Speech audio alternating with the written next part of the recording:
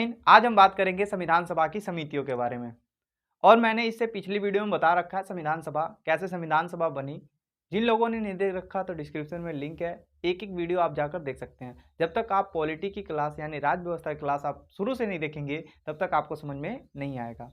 तो आपको बिल्कुल भी नहीं आता है कुछ पॉलिटी में तो आप शुरू से क्लास देखेंगे, एक एक चीज अच्छे से समझ में आएगा। आज हम बात करेंगे समिति के बारे में। इससे पहले मैं आपको बता दूं, कल मैं इससे पिछली वीडियो में जो मैं बताया था जैसे कि संविधान सभा, तो सबसे पहले संविधान सभा कब बनी, 9 दिसंबर 1946 को बैठक हुई पहली।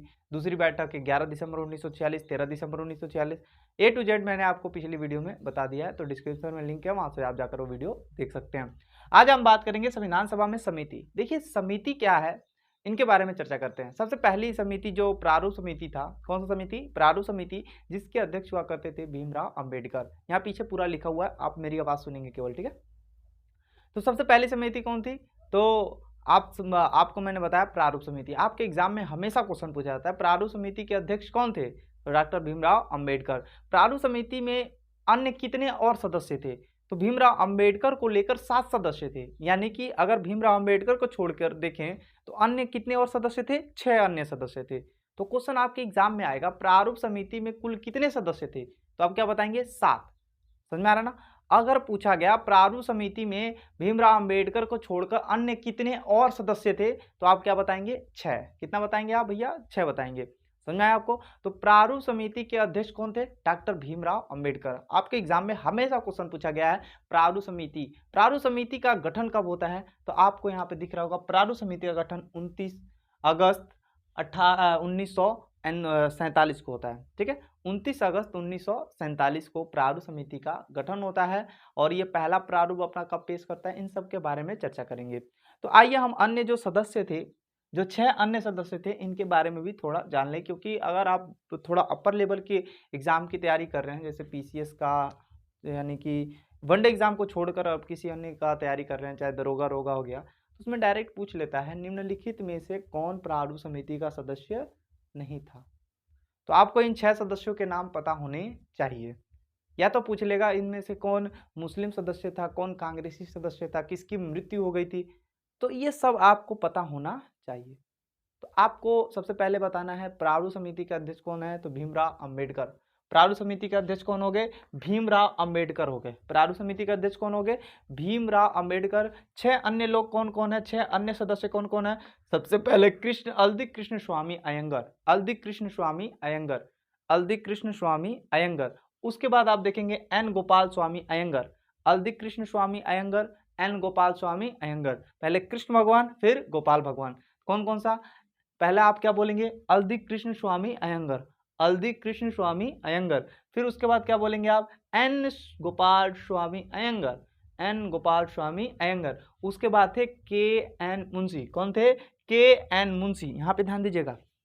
उसके बाद कौन थे भैया, के एन मुंशी। कौन थे, के एन मुंशी, जो एकमात्र कांग्रेसी थे। क्या थे, कांग्रेसी। आपके एग्जाम में क्वेश्चन पूछ सकता है प्रारूप समिति में एक कांग्रेसी नेता या कांग्रेसी सदस्य कौन थे, तो के एन मुंशी थे। कौन थे, के एन मुंशी। उसके बाद सैयद मोहम्मद शहादुल्ला, एकमात्र मुस्लिम थे। क्या थे, एकमात्र मुस्लिम सदस्य थे। कौन, सैयद मोहम्मद शहादुल्ला।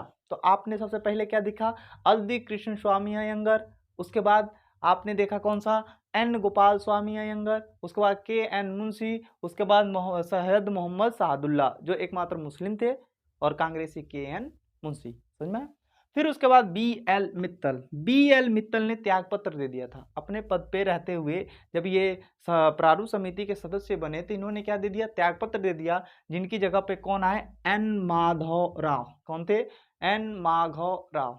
तो क्वेश्चन एग्जाम में पूछ सकता है प्रारूप समिति के वे कौन से सदस्य थे जिन्होंने त्यागपत्र दे दिया, तो कौन थे भैया, बी एन मित्तल थे। कौन थे, बी एन मित्तल। कौन थे, बी एन मित्तल थे, जिन्होंने जिनकी जगह पे कौन आए, N Madhav Rao.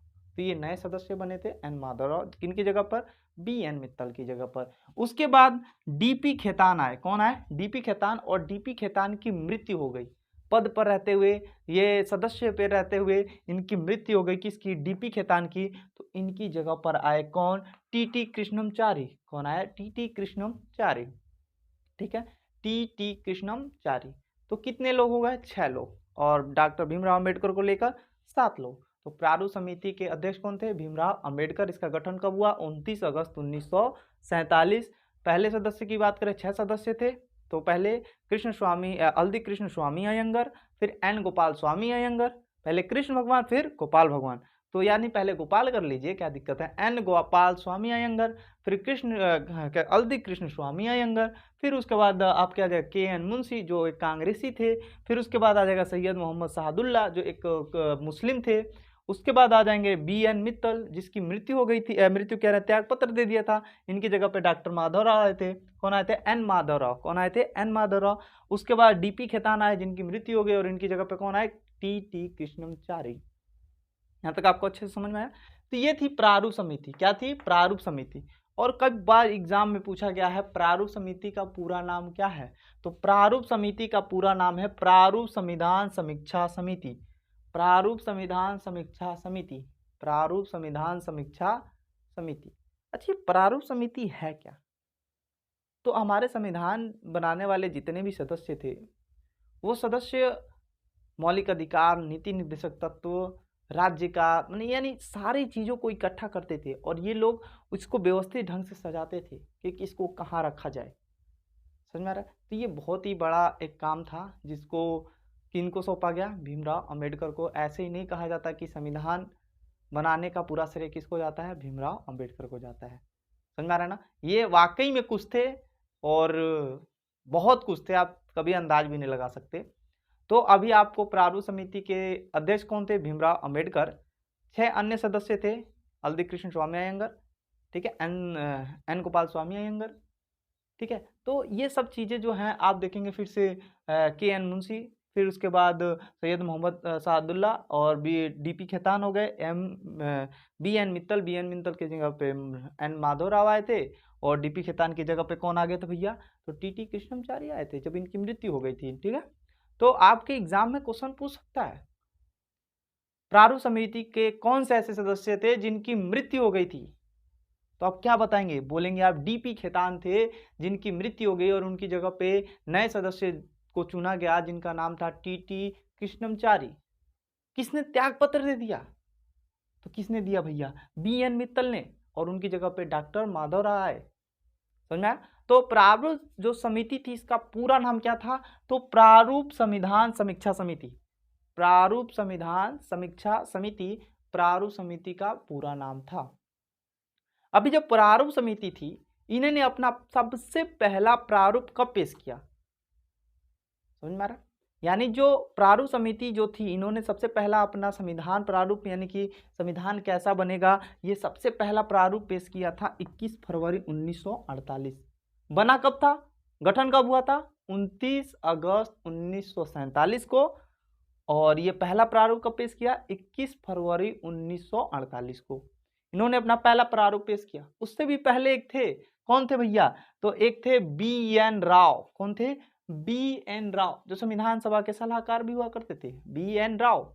B N Rao ने प्रारूप समिति जो प्रारूप था, संविधान का प्रारूप पेश किया था कब? 1947 में, पर इसे अस्वीकार कर दिया गया। कहा गया बी एन राव जी आपके बस का नहीं है कि संविधान कैसे बनेगा, आप बताएंगे।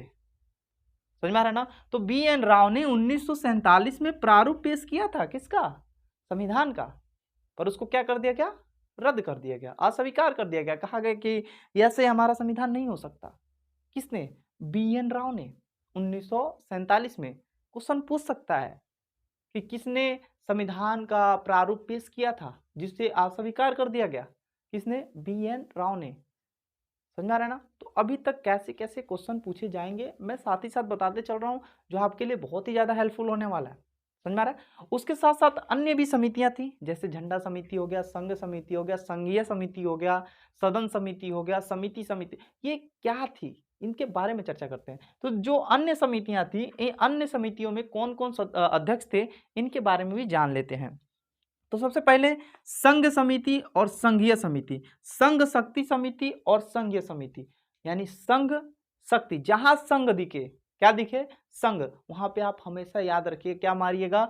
डॉक्टर पंडित जवाहरलाल नेहरू। क्या मारेंगे आप? पंडित जवाहरलाल नेहरू। क्वेश्चन पूछेगा संघ समिति के अध्यक्ष कौन थे? तो पंडित जवाहरलाल नेहरू।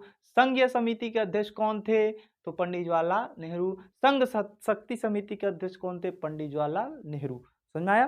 फिर उसके बाद पूछेगा प्रांतीय संविधान समिति, प्रांतीय संविधान समिति, मूल अधिकार संविधान समिति, प्रांतीय संविधान समिति, मूल अधिकार संविधान समिति और साथ ही साथ अल्पसंख्यक संविधान समिति के अध्यक्ष कौन थे? तो आप डायरेक्ट बताइएगा सरदार वल्लभ भाई पटेल। कौन थे?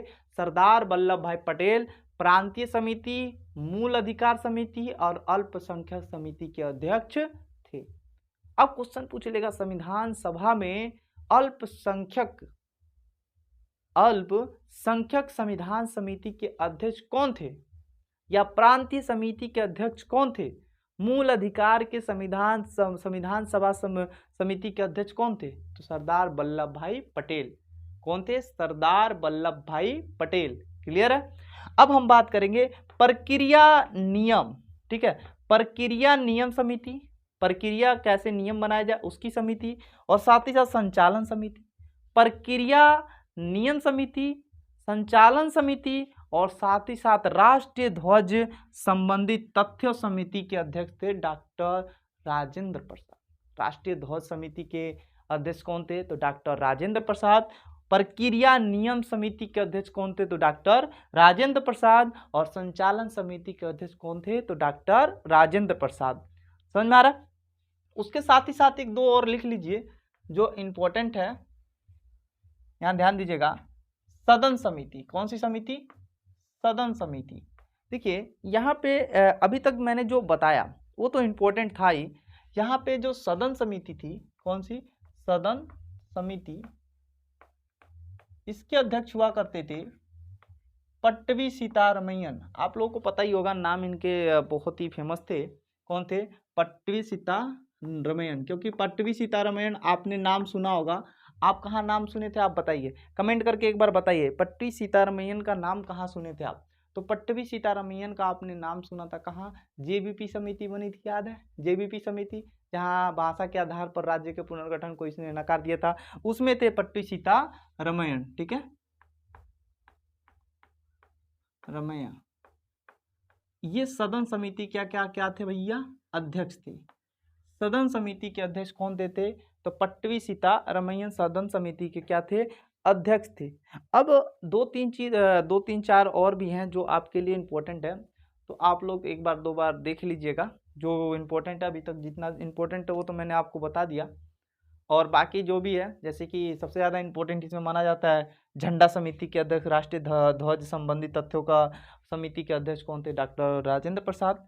प्रक्रिया नियम के अध्यक्ष कौन थे? समिति के अध्यक्ष कौन थे? तो डॉक्टर राजेंद्र प्रसाद। मूल अधिकार अल्पसंख्यक सरदार वल्लभ भाई पटेल। और संघ शक्ति समिति और संघ समिति के अध्यक्ष कौन थे? तो भैया आप लोग जानती हैं, डॉक्टर पंडित जवाहरलाल नेहरू। तो आज की वीडियो कैसी लगी? उम्मीद करता हूँ आपको अच्छी लगी हो। और मैं ये कहना चाहता हूँ कि अगर आपको पॉलिटी सही में रियल में सीखना है तो आप एक एक वीडियो शुरू से देखना स्टार्ट कीजिए। जब आप वीडियो शुरू से एक एक चीज़ देखेंगे तो आपको अच्छे से समझ में आएगा। और रियल बताते हैं, अगर आप वनडे एग्जाम की तैयारी करते हैं, यहाँ तक आप दरोगा की तैयारी करते हैं, तो आपकी इसी क्लास से पॉलिटी के एक एक क्वेश्चन आपके मैच होने वाले हैं। तो ये अब कंटिन्यू क्लासेस चलती रहेंगी, अब क्लासेस बंद नहीं होगा। तो आज के लिए बस इतना ही, धन्यवाद।